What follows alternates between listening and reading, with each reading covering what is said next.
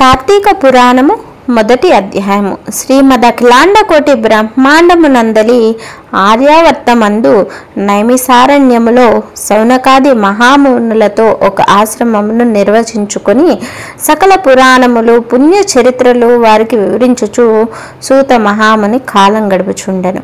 ఒకనాడు సౌనకాది మునులు గురుతుల్యుడగు సూతుని గాంచి, ఆర్య, తమ వలన అనేక పురాణ ఇతిహాసములను వేదాంగ రహస్యములను సంగ్రహముగా గ్రహించినారము. కార్తీక మాస మహత్యమును కూడా వివరించి దాని ఫలమును తెలుపగోరుచుంటిమిగాన తమరా వ్రతమును వివరించవలసినది అని కోరిరి.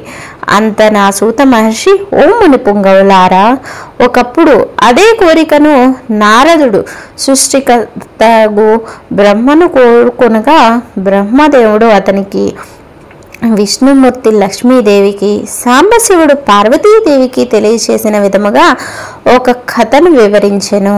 అట్టి పురాణ కథను మీకు తెలియజేయుదును. ఈ కథను వినుట వలన మానవులకు ధర్మార్థములు కలుగుటయేగాక వారు ఏహమందును పరమందును సకలైశ్వర్యములతో తులతూగుదురు. కావున శ్రద్ధగా ఆలకించండి అని చెప్పడం ఆరంభించారు.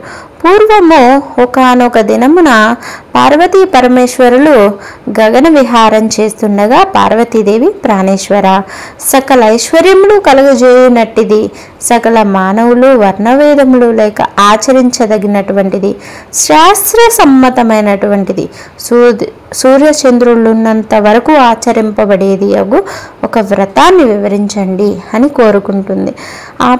అంతటా మహేశ్వరుడు మందహాసమునరించి, దేవి, నీవు అడుగుచున్నావు కాబట్టి ఒక వ్రతము స్కాంద పురాణం చెప్పబడి ఉన్నది. దాన్ని ఇప్పుడు వశిష్ఠ మహాముని మిథిలాసుడు అయినటువంటి జనక మహారాజుకు వివరించబోతున్నాడు. చూడు మా మిథిలా నగరము వైపు అని మిథిలా నగరము దిశగా చూపించను.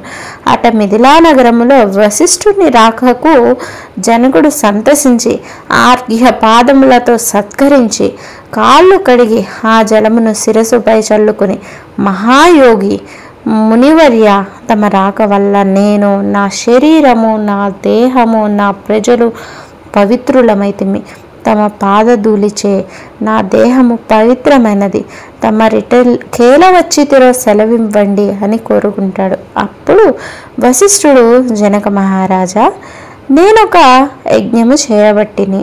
దానికి కావలసినటువంటి అర్ధబలము అంగబలము నిన్నడిగి క్రతువు ప్రారంభించాలని నిశ్చయించుకుని ఇలా వచ్చాను అని చెప్తాడు. అప్పుడు జనకుడు, మునిచంద్రమా, అలాగే ఇస్తాను, స్వీకరించండి. కానీ చిరకాలము నుండి నాకు ఒక సందేహం ఉంది.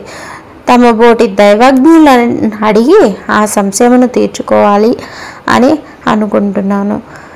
నా అదృష్టము గలది ఈ అవకాశం దొరికింది. గురురత్న, సంవత్సరంలో కల మాసములలో కార్తీక మాసమే ఎందుకంత పవిత్రమైనది?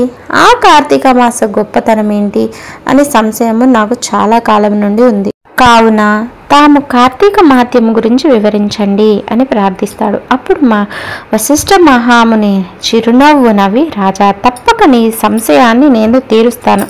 నేను చెప్పబోయే వ్రత కథ సకల మానవులు ఆచరించదగినటువంటిది, సకల పాపహరమైనటువంటిది. ఈ కార్తీక మాసము హరిహర స్వరూపము.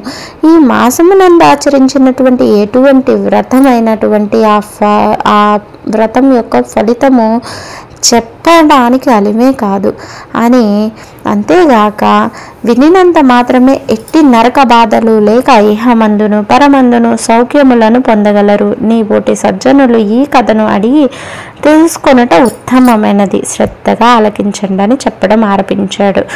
ఓ మిథిలాశ్వర, జనక మహారాజా, ఏ మానవుడైనను ఏ వయసు వాడైనను ఉచ్చ నీచ అనే భేదములు లేక కార్తీక మాసంలో సూర్య భగవానుడు తులారాశి అందుండగా వేకువజామున లేచి కాలకృత్యములను తీర్చుకుని స్నానమాచరించి దాన ధర్మములను దేవతా పూజలను చేసినచో దాని వలన అగణిత పుణ్య ఫలము లభించును.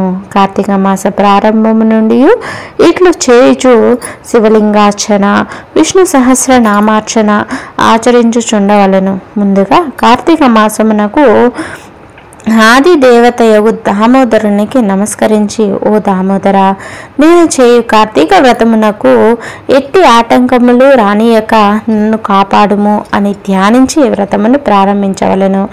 కార్తీక స్నాన విధానము. ఓ రాజా, ఈ వ్రతం ఆచరించు వారు దినములలో సూర్యోదయమునకు పూర్వమే లేచి కాలకృత్యములు తీర్చుకుని నదికి పోయి స్నానమాచరించి గంగకు, శ్రీమన్నారాయణకు, పరమేశ్వరులకు, భైరవునకు నమస్కరించి సంకల్పము చేసుకుని మరలా నీట మునిగి సూర్య భగవానుకు ఆర్ఘ్య ప్రదానము సంగి పితృదేవతలకు క్రమ ప్రకారముగా తర్పణములో నచ్చి గట్టుపై 3 దోసిళ్ళ నీళ్లు పోయవలెను. ఈ కార్తీక మాసంలో పుణ్య నదులైనటువంటి గంగా, గోదావరి, కృష్ణ, కావేరి, తుంగభద్ర, యమున మున్నగు నదులలో ఏ ఒక్క నదిలోనైనాను స్నానం ఆచరించిన ఎడల గొప్ప ఫలితం కలుగును. తడి బట్టలు వీడి మడి బట్టలు కట్టుకుని శ్రీ మహావిష్ణువుకు ప్రీతికరమైనటువంటి పుష్పములను తానే కోసుకొచ్చి నిత్య ధూప దీప నైవేద్యములతో భగవంతుని పూజ చేసి గంధము తీసి భగవంతునికి సమర్పించి తాను బొట్టు పెట్టుకుని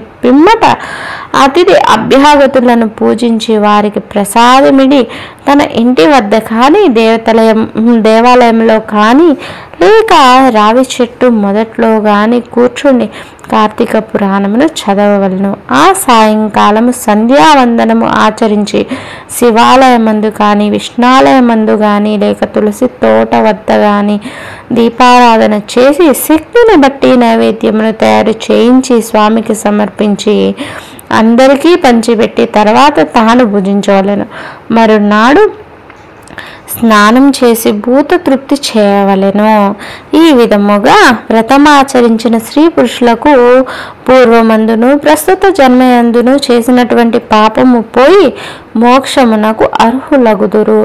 ఈ వ్రతము చేయుటకు అవకాశము లేని వారు వ్రతము చేసిన వారలను చూసి వారికి నమస్కరించినచో వారికి కూడా తత్సమాన ఫలము దక్కును.